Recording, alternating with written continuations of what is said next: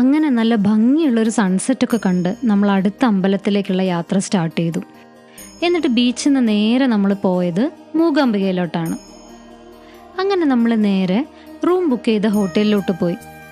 ഒരു full day യാത്രയുടെ ക്ഷീണം ഉണ്ടായിരുന്നുകൊണ്ട് കുറച്ച് നേരം റെസ്റ്റ് എടുത്തു. എന്നിട്ട് വിചാരിച്ചു നല്ല ചൂടുള്ളൊരു കട്ടൻ ചായ കുടിക്കുക, ആ ക്ഷീണമൊന്ന് മാറി കിട്ടുമല്ലോ. ഞങ്ങൾ 4 പേരുടെയും ആദ്യത്തെ മൂകാംബിക യാത്രയാണിത്. അവിടെ എത്തിയപ്പോൾ തൊട്ട് ഞങ്ങളെ 4 പേരെ അതിശയിപ്പിച്ചൊരു കാര്യമായിരുന്നു, അമ്പലം ഇരിക്കുന്നത് കർണാടകയിലാണ്. പക്ഷേ അവിടുത്തെ ആൾക്കാർക്ക് ഒരുവിധം എല്ലാവർക്കും മലയാളം നന്നായിട്ട് സംസാരിക്കാൻ പറ്റുന്നുണ്ട്. ചിലവർ ഒരുവിധം ഒപ്പിച്ച് സംസാരിക്കുന്നുണ്ട്. എന്നാൽ ചിലവരാണെങ്കിൽ നമ്മൾ സംസാരിക്കുന്ന പോലെ വളരെ ഫ്ലുവൻ്റായിട്ട് മലയാളം സംസാരിക്കുന്നുണ്ട്. അമ്പലത്തിൽ നിന്ന് കേൾക്കുന്നത് മലയാളം പാട്ടുകളാണ്. എവിടെ തിരിഞ്ഞാലും മലയാളികളാണ്. അതെന്താ അങ്ങനെയെന്ന് അറിയാൻ സത്യം പറഞ്ഞാൽ ഭയങ്കര ആകാംക്ഷ തോന്നി. അങ്ങനെ കട്ടൻ ചായ കുടിക്കാൻ കയറിയ ചായക്കടയിൽ ആ ചേട്ടനോട് നമ്മൾ ചോദിച്ചു, അതെങ്ങനെ ഇവിടെ എല്ലാവരും മലയാളത്തിൽ സംസാരിക്കണമെന്ന് ചോദിച്ചു. അപ്പോൾ പുള്ളി ചിരിച്ചുകൊണ്ട് പറഞ്ഞു, എനിക്ക് ഒരു ഐഡിയ ഇല്ല, ഇവിടെ എല്ലാവരും മലയാളം സംസാരിക്കണോ ഞാനും സംസാരിക്കണോ, എനിക്ക് അത്രേ അറിയുള്ളൂ എന്ന്. പക്ഷെ നമുക്കങ്ങനെ വിടാൻ പറ്റില്ലല്ലോ. അപ്പം നല്ല ചൂട് കട്ടൻ ചായ കുടിക്കുന്നതിൻ്റെ ഇടയിൽ ഫോൺ എടുത്ത് അതിൻ്റെ ബാക്കിലുള്ള സ്റ്റോറി അറിയാമെന്ന് പ്ലാൻ ചെയ്തു. അങ്ങനെ ഈ കണക്ഷൻ എന്താണെന്ന് തിരഞ്ഞു പോയപ്പോഴാണ് മനസ്സിലായേ അതിൻ്റെ ബാക്കിൽ നല്ലൊരു കഥയുണ്ട് എന്ന്. അപ്പം നമുക്ക് ആ കഥ കേൾക്കാം അല്ലേ. 1200 വർഷത്തിന് മേലെ പഴക്കമുള്ളൊരു കഥയാണിത്. കേരളത്തിലെ കാലടിയിൽ ജനിച്ച ആദിശങ്കരാചാര്യർ ബാല്യത്തിൽ സന്യാസം സ്വീകരിച്ച് ഇന്ത്യ മുഴുവൻ സഞ്ചരിച്ചിരുന്നു. അങ്ങനെ അദ്ദേഹത്തിൻ്റെ ഒരു യാത്രയ്ക്കിടയിൽ കുടജാദ്രിയിൽ എത്തിപ്പെടുകയുണ്ടായി. അദ്ദേഹം കുടജാദ്രി മലയുടെ ഗുഹകളിലിരുന്ന് ദേവിയെ പ്രാർത്ഥിച്ചു. അദ്ദേഹത്തിൻ്റെ തപസ്സിൽ പ്രസന്നയായ ദേവി മൂകാംബിക രൂപത്തിൽ അദ്ദേഹത്തിൻ്റെ മുന്നിൽ പ്രത്യക്ഷപ്പെട്ടു. സരസ്വതി, ലക്ഷ്മി, പാർവതി മൂവരുടെയും ശക്തി ചേർന്ന രൂപമാണത്. അദ്ദേഹം ഇങ്ങനെ പ്രാർത്ഥിച്ചു, അമ്മേ, എൻ്റെ നാടായ കേരളത്തിലേക്ക് വന്ന് അവിടെ എല്ലാവരെയും അനുഗ്രഹിക്കണേന്ന്. അമ്മ ചിരിച്ചുകൊണ്ട് സമ്മതം മൂളിയിട്ട് അദ്ദേഹത്തിനോട് മുന്നിൽ നടക്കാൻ പറഞ്ഞു.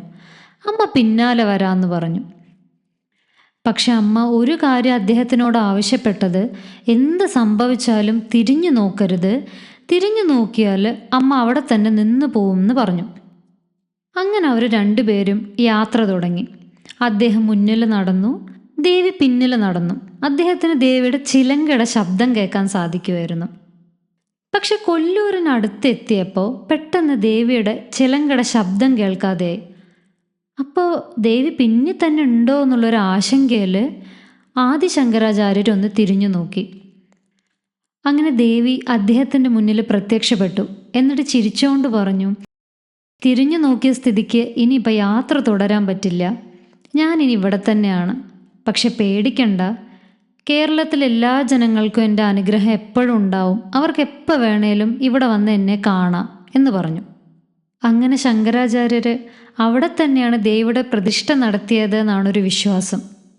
അങ്ങനെ ഏകദേശം 1200 കൊല്ലങ്ങൾക്ക് മുന്നേ അദ്ദേഹത്തിൻ്റെ കൈകളാലാണ് കൊല്ലൂർ മൂകാംബിക ക്ഷേത്രം രൂപം കൊണ്ടത്. നമ്മുടെ കേരളത്തിൽ നിന്ന് ഒരുപാട് പേര് അവിടെ പ്രാർത്ഥിക്കാൻ പോകുന്നതും കുഞ്ഞുങ്ങളുടെ വിദ്യാരംഭം നടക്കുന്നതും അരങ്ങേറ്റം നടക്കുന്നതും എല്ലാം അദ്ദേഹത്തിൻ്റെ അന്നത്തെ പ്രാർത്ഥനയുടെ ബാക്കിയാണ്. നമ്മുടെ നാടും മൂകാംബികയും തമ്മിലുള്ള ബന്ധത്തിന് പുറകിൽ ഇത്രയും നല്ലൊരു കഥയുണ്ടെന്ന് എനിക്ക് അപ്പോഴാണ് മനസ്സിലായത്. വെറുതെ അല്ല അവിടെ ഇത്രയും ഒരു മലയാളി ഇൻഫ്ലുവൻസും വന്ന്. കാരണം അവിടെയുള്ള ഭക്തരിൽ ഭൂരിഭാഗം ആൾക്കാരും നമ്മുടെ നാട്ടിൽ നിന്ന് പോയിട്ടുള്ള ആളുകളായിരിക്കും. അങ്ങനെ ആ കഥയൊക്കെ മനസ്സിലാക്കിയ സന്തോഷത്തിൽ നമ്മൾ ആ കട്ടൻ ചായയൊക്കെ കുടിച്ച് ചേർത്ത് നേരെ റൂമിലേക്ക് വന്നു. പിറ്റേന്ന് രാവിലെ നേരത്തെ എണിച്ച് 5:30 തന്നെ നമ്മൾ തൊഴാൻ പോയി.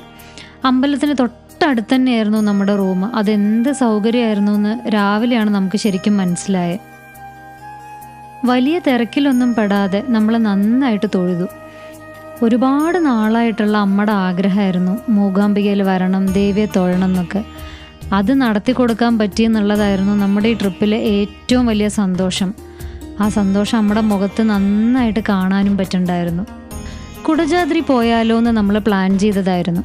പക്ഷെ സമയത്തിൻ്റെ കുറവ് കാരണം നമുക്ക് പോകാൻ പറ്റിയില്ല ഇത്തവണ. അത് നമുക്ക് അടുത്ത ട്രിപ്പിലേക്ക് വെക്കാം അല്ലേ. അരവിന്ദൻ്റെ അതിഥികൾ സിനിമ കണ്ടപ്പോൾ തൊട്ടുള്ള കൊതിയാണ് മൂകാംബികയിൽ വരണം, തൊഴണം, കുടജാദ്രിയിൽ പോകണം എന്നൊക്കെ. ആ സിനിമയിൽ അത്ര ഭംഗിയായിട്ടല്ലേ മൂകാംബിക കാണിച്ചിരിക്കണേ. അങ്ങനെ കുടജാദ്രിയുടെ മുകളിൽ പോയിട്ട് ശ്രീ ശങ്കരാചാര്യരിരുന്ന സർവജ്ഞപീഠം കാണണം, അവിടെ ഇരിക്കണം എന്നൊക്കെ പ്ലാൻ ചെയ്തതായിരുന്നു. അതിൻ്റെ പിന്നിൽ വേറെ ഒരു കഥയുണ്ട് കേട്ടോ. ഞാനും ചേച്ചിയും പണ്ട് സ്കൂളിൽ പഠിക്കുമ്പോൾ എക്സാം ടൈമിലൊക്കെ എല്ലാം പഠിച്ചു കഴിഞ്ഞ പോലെ ഇരിക്കും. അപ്പോൾ അമ്മ സ്ഥിരം ചോദിക്കുന്ന ചോദ്യമാണ്, പഠിച്ചു കഴിഞ്ഞോ? അപ്പോൾ നമ്മൾ പറയാം എല്ലാം പഠിച്ചു, എല്ലാം കഴിഞ്ഞു എന്ന്. അപ്പോൾ അമ്മ ചോദിക്കുന്ന ഒരു ചോദ്യമുണ്ട്, അപ്പോൾ എല്ലാം പഠിച്ച് സർവജ്ഞപീഠം കൂടെ കയറി ഇരിക്കേണ്ട ഒരു കുറവേ ഉള്ളൂല്ലേ എന്ന്. ഒരുപാട് വർഷം കേട്ടിട്ടുള്ളൊരു കാര്യമാണിത്. അന്ന് എനിക്കറിയില്ലായിരുന്നു ശരിക്കും അങ്ങനെ ഒരു സ്ഥലം ഉണ്ട് എന്ന്. പിന്നെ ഇതിനെപ്പറ്റി അറിഞ്ഞപ്പോൾ ഉറപ്പിച്ചതായിരുന്നു അവിടെ പോയി ഇരുന്ന് അമ്മയ്ക്കൊരു ഫോട്ടോ എടുത്ത് അയച്ചു കൊടുക്കണം, ഫൈനലി കയറി ഇരുന്നു അമ്മയെന്ന് കാണിച്ചു കൊടുക്കാമല്ലോ. പക്ഷെ ആ പ്ലാൻ ഇത്തവണ നടന്നില്ല. ആ ഫോട്ടോ കാണാനുള്ള ഭാഗ്യം ഇത്തവണ അമ്മയ്ക്കില്ല. പക്ഷേ നെക്സ്റ്റ് ടൈം മൂകാംബികയിൽ വന്ന് അങ്ങനത്തെ ഒരു ഫോട്ടോ എടുത്ത് എന്തായാലും അമ്മയ്ക്ക് അയച്ചു കൊടുക്കണമെന്ന് പ്ലാൻ ചെയ്ത് വെച്ചിട്ടുണ്ട് ഇപ്പം തന്നെ. നമ്മൾ അടുത്തത് മുരുടേശ്വറിലേക്കുള്ള യാത്ര സ്റ്റാർട്ട് ചെയ്തു. മുരുടേശ്വർ എത്തിയപ്പോഴേക്കും ഉച്ച സമയമായിരുന്നു. ഭയങ്കര ചൂടായിരുന്നു ആ സമയത്ത്. പക്ഷെ നിങ്ങൾ എന്തെങ്കിലും മുരുടേശ്വർ പോവുകയാണെങ്കിൽ ഒരിക്കലും മിസ് ചെയ്യാൻ പാടാത്തൊരു കാര്യമാണ് ഗോപുരത്തിൻ്റെ മുകളിലേക്കുള്ളൊരു യാത്ര. സത്യം പറഞ്ഞ മുകളിലെത്തി ജനലിൽ കൂടെ കടലിൻ്റെയും ഗോപുരത്തിൻ്റെയും ചുറ്റുവട്ടം ആ കാഴ്ചയൊക്കെ കണ്ടപ്പോൾ അത്ര നേരം വെയിൽ കൊണ്ട് ക്ഷീണിച്ച ആ സങ്കടമൊക്കെ അങ്ങ് മാറിക്കിട്ടി. അത്ര ഭംഗിയായിരുന്നു അവിടെ നിന്ന് ആ കാഴ്ച കാണാൻ, നല്ല തണുത്ത കാറ്റും. അങ്ങനെ ആ കാഴ്ചയൊക്കെ കണ്ട് ഞങ്ങൾ തിരിച്ച് ബാംഗ്ലൂരിലോട്ടുള്ള യാത്ര സ്റ്റാർട്ട് ചെയ്തു. പിന്നെ പറഞ്ഞില്ലേ, ഈ യാത്ര അവസാനിപ്പിക്കുമ്പോൾ ഭയങ്കര സന്തോഷമായിരുന്നു മനസ്സിൽ. മറ്റൊന്നുമല്ല, ഒരുപാട് കാലമായിട്ട് നമ്മുടെ അമ്മ ആഗ്രഹിച്ചൊരു കാര്യം നടത്തി കൊടുക്കാൻ പറ്റിയല്ലോ എന്നുള്ളൊരു സന്തോഷം. ആ സന്തോഷത്തോടു കൂടെ നമ്മൾ തിരിച്ച് ബാംഗ്ലൂരിലോട്ടുള്ള യാത്ര സ്റ്റാർട്ട് ചെയ്തു. നമ്മുടെ ഇത്തവണത്തെ തുളുനാടൻ യാത്ര അമ്പലങ്ങളെ ചുറ്റിപ്പറ്റിയായിരുന്നു. ഞാൻ ആദ്യത്തെ വ്ളോഗിൽ പറഞ്ഞതുപോലെ വീണ്ടും ഇവിടേക്കൊരു യാത്ര വരണം. അത് ഭൂതങ്ങളെയും കോലങ്ങളെയും അതിനെ ചുറ്റിപ്പറ്റിയുള്ള കഥകളെയൊക്കെ അറിയാൻ വേണ്ടിയിട്ടാണ്. അപ്പോൾ അടുത്ത യാത്രാവിശേഷങ്ങളും കഥകളും എല്ലാം ആയിട്ട് അടുത്ത വ്ളോഗിൽ കാണാം. എൻ്റെ വീഡിയോസ് എല്ലാം നിങ്ങൾക്ക് ഇഷ്ടപ്പെടുന്നുണ്ടെങ്കിൽ സബ്സ്ക്രൈബ് ചെയ്യുക, ലൈക്ക് ചെയ്യുക, കമൻറ്റ് ചെയ്യുക, ഷെയർ ചെയ്യുക. അപ്പോൾ അടുത്ത വ്ളോഗിൽ കാണുന്നത് വരെ ബൈ ബൈ.